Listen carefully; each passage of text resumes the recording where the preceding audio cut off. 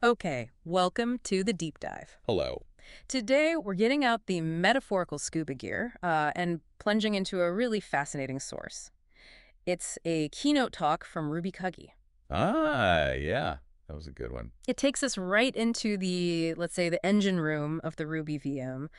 We're exploring some pretty powerful, low-level observability APIs. Right. And if you've ever wished you had, like, X-ray vision for your Ruby applications Definitely. to see what's really going on under the hood, past the Ruby code you write, down where the VM actually lives in C, well, this deep dive is probably for you. Our mission today, then, is basically to unpack what these APIs are, Uh-huh. understand the problems they solve, the fundamental reasons they exist, and see how they help figure out those super frustrating performance issues. Yeah, the ones where everything looks fine, tests pass. But it's just slow, exactly. Yeah. So get ready for some, I think, genuinely surprising insights into how Ruby actually works internally. We'll see how a lot of the performance tools you might already use. Like Datadog or Yeah. StackProf.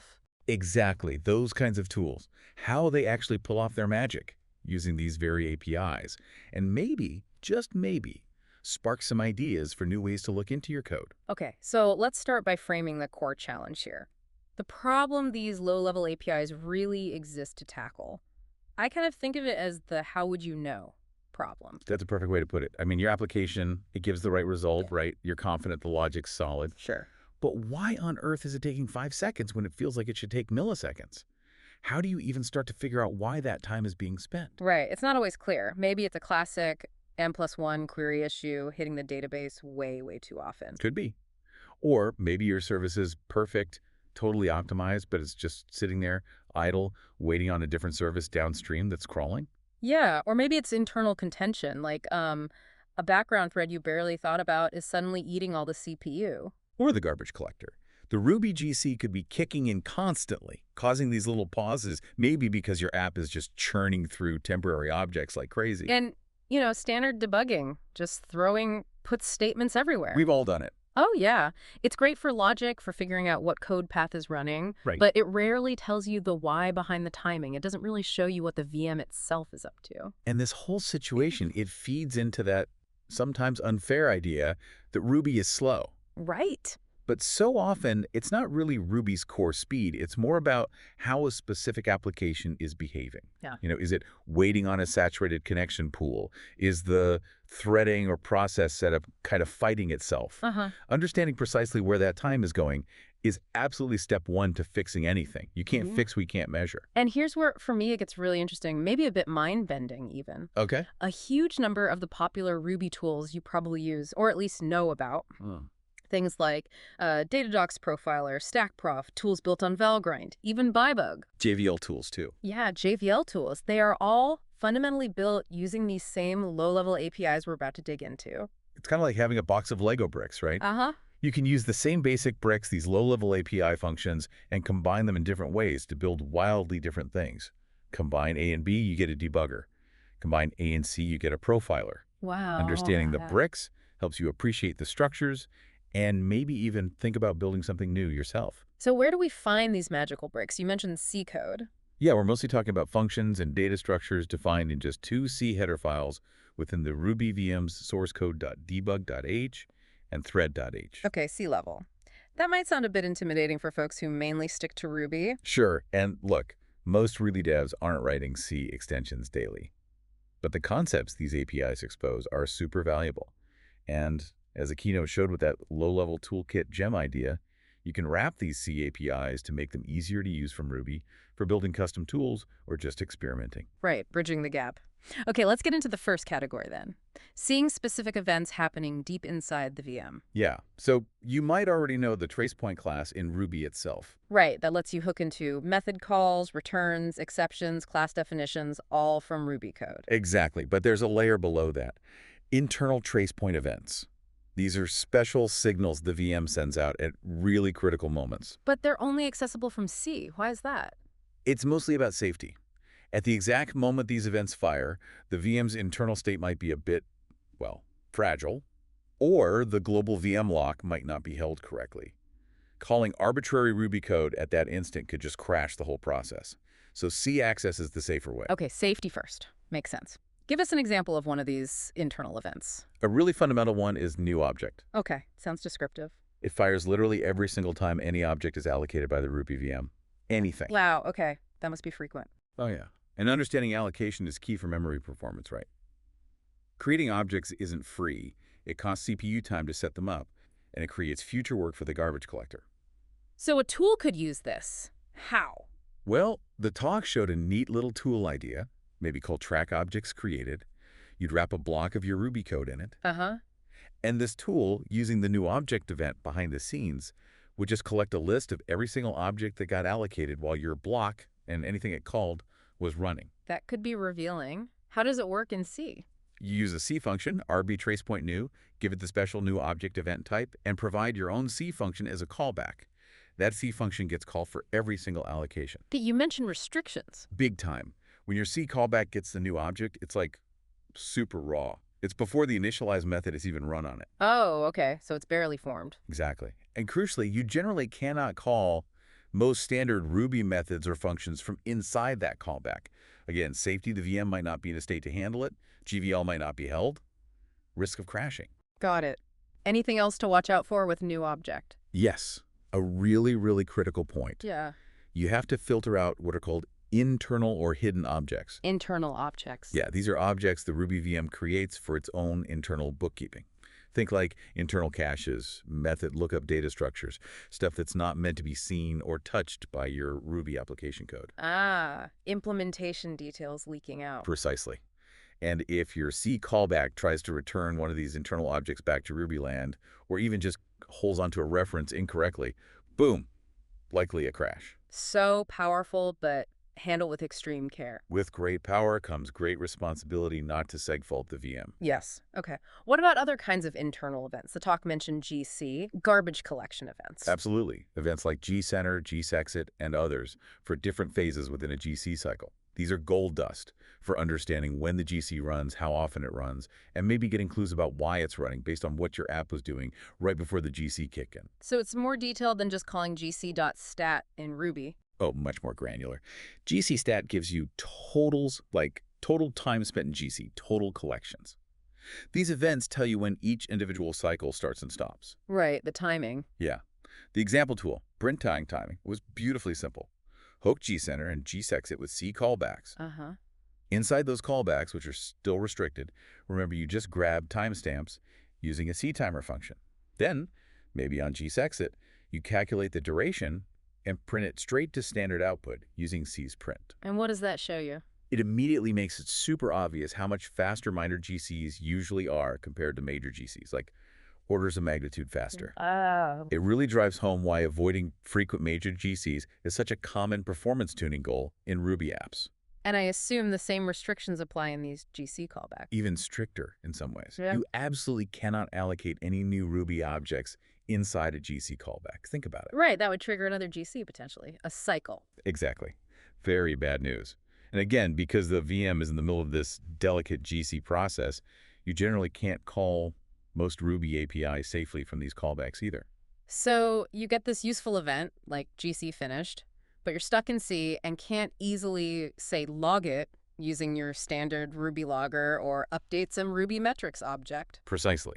You have the data, but Yep. you're in this restricted C sandbox. You can't easily pass the information back to the Ruby world where you actually want to use it. Which feels like a perfect lead-in to the next set of APIs you mentioned. It absolutely is. This limitation is exactly why the Postpone Job API exists. Okay, the Postpone Job API. So this helps bridge that gap between the restricted C callback and useful Ruby code. Exactly. You're stuck in, say, that gsexit callback. You've calculated the GC duration in C, but you can't call your Ruby logging method. Right. The Postpone Job API functions like RB Postpone Job Register and RB Postpone Job Trigger provides the mechanism. It essentially lets you say, hey, Ruby, can you please run this bit of code for me later when it's safe to do so? Safe meaning. Meaning at a safe point, a moment where the Ruby VM guarantees it's in a stable state.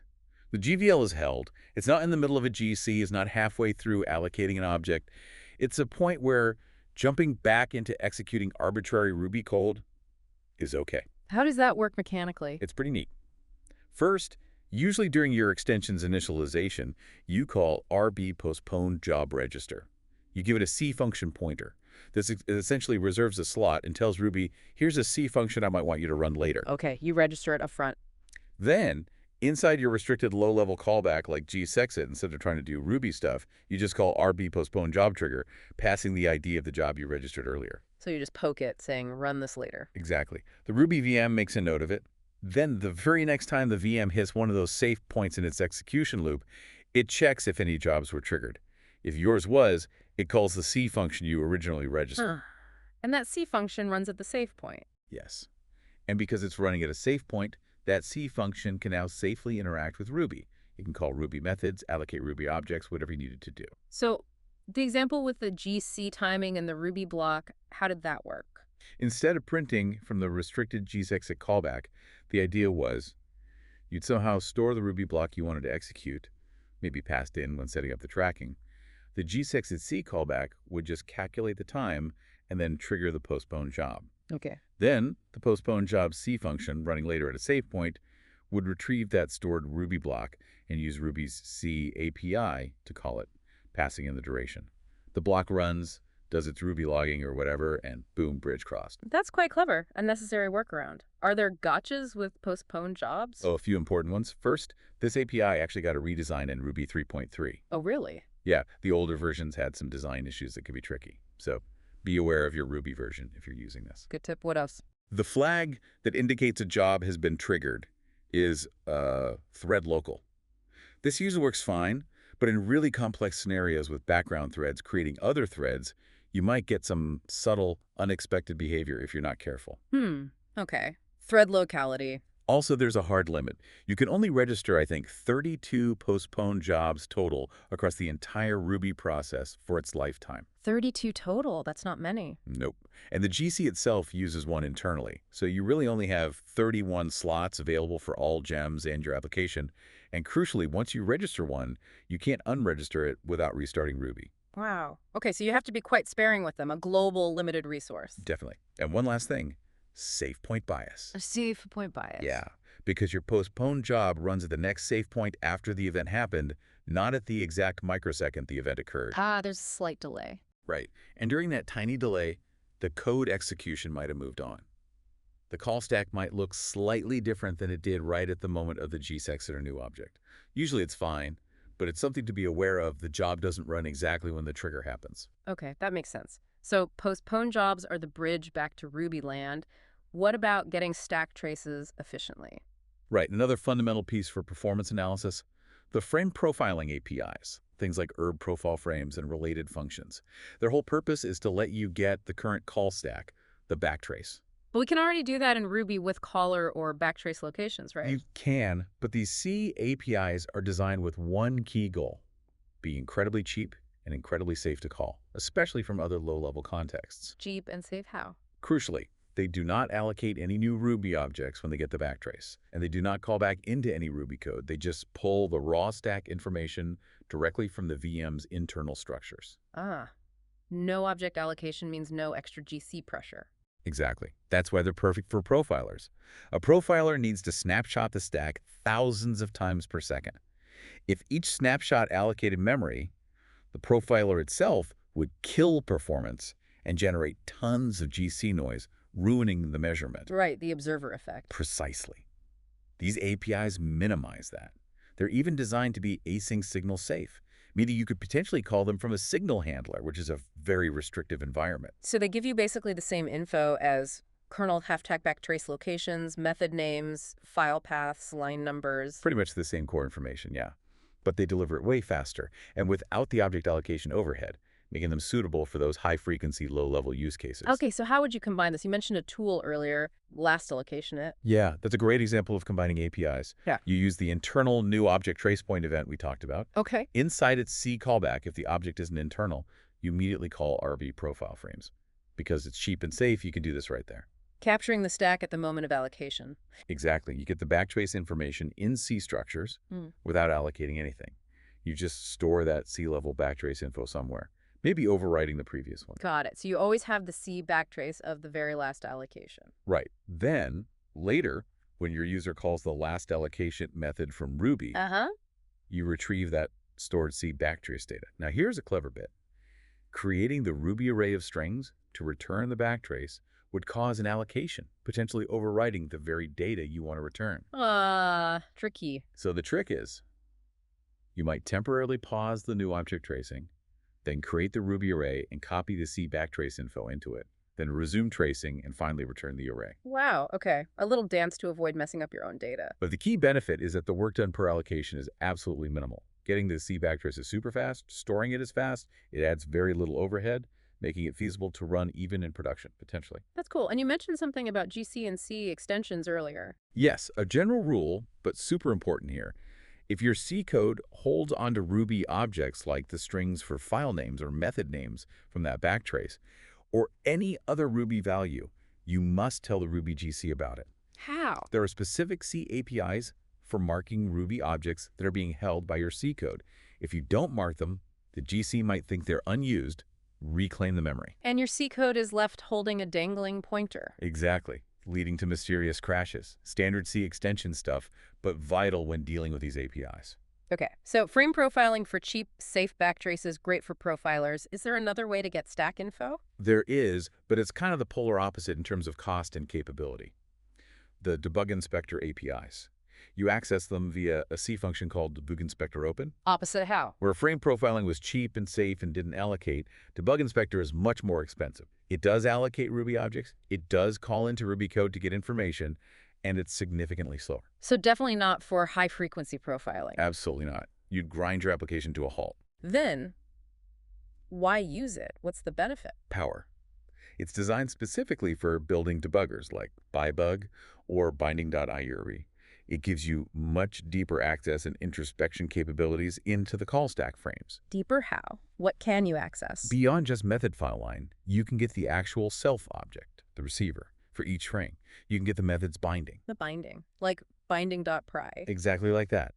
Accessing the binding allows you to inspect and even modify local variables and method arguments within that specific stack frame. Whoa. Modify variables in a caller's frame? Yep. You can even get access to things like the instruction sequence, the actual YRV bytecode for the method in that frame. Okay, that's serious power. The talk had an example, right, with a spy object. Yeah, it was neat. You had a hello class calling a method on a spy object, passing a secret argument. Inside the spy object's method, it used Debug Inspector Open, and then Debug Inspector frame binding get, pointing at one level up the stack to the caller. Oh. And from that binding object, it could just read the value of the secret argument that was passed into the hello method. It could peek into the caller's private business. That's introspection you definitely can't do with normal Ruby code or the frame profiling APIs. Not a chance. Yeah. It really shows the level of control debuggers need and get from this API. And you mentioned gems use this. Right. This C API is the underlying mechanism for very popular gems like binding off callers and the Debug Inspector gem itself. So chances are, if you've used tools that let you inspect caller bindings, you've indirectly used this powerful, albeit expensive, API. Fascinating. Okay, one last major API category before we see how to combine them. The JVL Instrumentation API. That sounds like it's about the global VM lock. It is indeed. All about understanding thread behavior around the GVL, or JVL as it's often called in the C code context. The GVL, right. In standard C Ruby, that's the lock that means only one Ruby thread can be executing Ruby code at any given moment, correct? That's the core idea, yeah. It protects the VM's internal state from race conditions between threads running Ruby code. But threads can do things in parallel, like network requests. Yes, exactly. Because when a thread makes a blocking I/O call, like waiting for a network response or reading a file or calls into certain C extensions that release it, it explicitly releases the GVL. That allows another Ruby thread waiting for the GVL to acquire it and start running Ruby code. So the GVL causes waiting if multiple threads want to run Ruby code simultaneously. Precisely. That waiting is contention, and contention adds latency. If your web request is ready to process the next step in Ruby, but another thread holds the GVL doing CPU work, your request just waits. How does the JVL API help track this? It uses a C function, CAD, to register callbacks for specific thread-related events. Events like started, thread begins, ready, thread wants the GVL but doesn't have it, resumed, thread just acquired the GVL, and suspended, thread is about to release the GVL. So you can see the whole dance. Waiting, getting, releasing. Yeah. It helps you answer really important questions. Is my app slow because the code itself is slow? Or is the code fast, but it spends most of its time just waiting in line for the GVL because other threads are busy? And this is what powers gems like JVL tool. Exactly. They use these event hooks to gather metrics about GVL wait times, hold times, contention rates, etc. The talk had that example with two CPU-bound threads, didn't it? I did. And it was very effective. Just two threads, each running a simple loop that does pure CPU work. So they both need the GVL constantly. Right. By hooking the ready and resumed events, the tool could measure precisely how long each thread spent in the ready state, meaning waiting for the other thread to release the GVL. How did it track that per thread? It used another handy C API, or internal thread specific set. This lets your C extension associate some data, like a start timestamp for waiting, specifically with a particular Ruby thread, retrieving it later from the callback for that same thread, essential for thread-level tracking from C. And the result showed. It showed vividly that while each loop might have been quick if run alone, running them together meant both threads spent a huge fraction of their time just waiting for the GVL. The total execution time ballooned because of contention, not because the work itself was slow. A classic GVL contention scenario. Any caveats with these JVL hooks? One main one, timing and safety. Of those events, started, ready, resumed, suspended, only the resumed event callback is actually guaranteed to execute while holding the GVL. Ah, so for the others, you might be in that tricky state again where you can't safely call Ruby code. Exactly. So if you get a ready event and want to log something to Ruby, you'd likely need to use the Postpone Job API again to defer the actual Ruby interaction until a safe point. Okay, postpone jobs coming to the rescue again. Pretty much. And while JVL Tools offers good standard metrics, the point is you can use these raw events and the thread-specific storage to build totally custom GVL monitoring specific to what you care about in your application. Right. Okay, we've seen the pieces. Events like new object and GC, postpone jobs to bridge back to Ruby, cheap frame profiling for backtraces, powerful debug inspector for debuggers, and JVL hooks for thread contention. Let's put it together. The talk proposed building a whole new kind of profiler, right? A release JVL profiler. Yeah, this was a really cool synthesis. The idea isn't to profile CPU time like StackProf does. Instead, it focuses only on tracking when and where in the code the GVL is explicitly released by a thread. Explicitly released meaning during I.O. Exactly. During network calls, file operations, maybe calls into native database drivers, or maybe a C extension doing heavy lifting without needing the GVL. Why profile that specifically? Because those are the moments your Ruby code isn't running. It's waiting. Profiling these release points highlights the parts of your application that are I/O-bound or native-bound. It also shows you exactly where Ruby might decide to switch execution to another waiting thread. Okay, interesting perspective. How would you build it, roughly? You'd use the JVL instrumentation API, hooking the suspended and resumed events. Inside the suspended callback, you'd probably want to use a helper function, RB thread has GVLP, to double-check that the thread did hold the GVL just before releasing it. Helps confirm it was likely an explicit release. You'd record a timestamp. Okay. Then, in the resumed callback, when the thread gets the GVL back, you record another timestamp. Now you know how long it was released, and critically, at that moment of resume, you capture the backtrace. Using the cheap or profile frames API, presumably. For a real profiler, you need that low overhead. Don't use the Ruby-level RB make backtrace here. Got it. So you have the duration spent without the GVL and the stack trace showing where the code resumed. What next? You need to store this information. Maybe in a C hash table keyed by the backtrace, accumulating the total time spent released at that location, or maybe just counting the number of releases at that location. Accumulating data. And then, the really clever part's the output. Instead of inventing a new visualization, you format your collected data into a structure that existing powerful tools already understand. Like SpeedScope, Yeah. or the Firefox profiler format. Exactly. Those tools have well-defined JSON formats.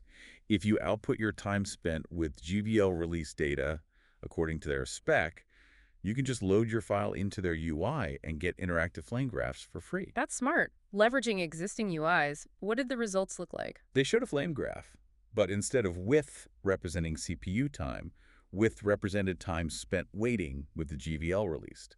So things like net.http requests or file.read would show up as wide blocks. Visually highlighting the I/O weights. Precisely. And crucially, a tight CPU-bound loop wouldn't show up at all because it never explicitly releases the GVL. It provides a completely different view of your application's behavior. And there was that count example, too. Yeah. Switching from profiling time release to count of releases revealed surprising things.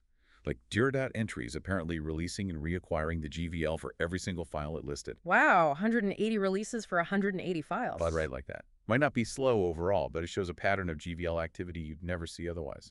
It really shows the power. You can build a new specialized profiler with maybe just 100 lines of C, focusing on a specific behavior, and then use existing tools to visualize it. It's a great demonstration of combining these low-level primitives. Okay, let's zoom out just a bit for a final perspective the talk touched on. How we frame these performance issues. Are they always, strictly speaking, bugs? That's a good point. If the code gives the right answer, but it just takes too long or uses way too much memory or CPU, is it a bug or is it fundamentally a resource consumption issue? Right. The semantics matter maybe less than the impact. Exactly. The real questions become, what is the impact of this slowness or high usage? And what's the priority to fix it? Is it actually breaking production deploys? Is it degrading the user experience noticeably? Is it costing a fortune in server bills? Is it putting the site at risk during peak load? Those are the business or operational questions. And observability tools like the ones built on these low-level APIs we've been discussing are absolutely essential for answering them. They help quantify the impact. They tell you. What is the actual cost of this behavior? And where exactly is it coming from? In the code stack, in the thread interactions, in the VM's own activities like GC? It helps focus effort. Not every piece of code that could be faster needs to be faster. These tools help you find the spots where optimization will actually deliver meaningful improvements to those impact metrics. Use judgment. Wise words. Okay, well, let's try and unpack this. Wait, we just did unpack Well, it. you did. Quite the journey. We've taken a pretty deep dive today into these low-level Ruby observability APIs. We got pretty close to the C metal of the Ruby VM itself. Yeah, it's been fascinating to see how these sort of fundamental C functions are really the hidden building blocks for so many tools we rely on, tools that give us that crucial visibility. Right, giving insight into exactly what our Ruby applications are doing beyond just the surface-level code. From tracking every single object allocation, understanding GC pauses, untangling thread contention around the GVL, getting those different kinds of stack traces, these APIs really do provide a kind of X-ray vision. The kind you need to diagnose those performance gremlins that just hide from normal debugging techniques. And we even saw how combining them in novel ways lets you build entirely new kinds of profilers, shedding light on different aspects of execution. So what's the takeaway for someone listening? What does this all mean for you? Well, I think it means you have access, maybe indirectly through tools or directly if you're adventurous, to some really powerful knowledge. You can move past just assuming Ruby is slow or guessing about performance. Right, you can start to truly understand why your application behaves the way it does, down to the VM level. It lets you ask, and hopefully answer, much deeper, more precise questions about your app's performance profile and its resource consumption patterns. Okay, so here's a final provocative thought for you to chew on as we wrap up. Now that you've had this glimpse into the machinery, into debug.h and thread.h, these fundamental building blocks, what new combinations, what new tools could you imagine building? What parts of Ruby execution are still kind of murky or hidden that maybe a clever combination of these APIs could finally illuminate? What haven't we seen yet?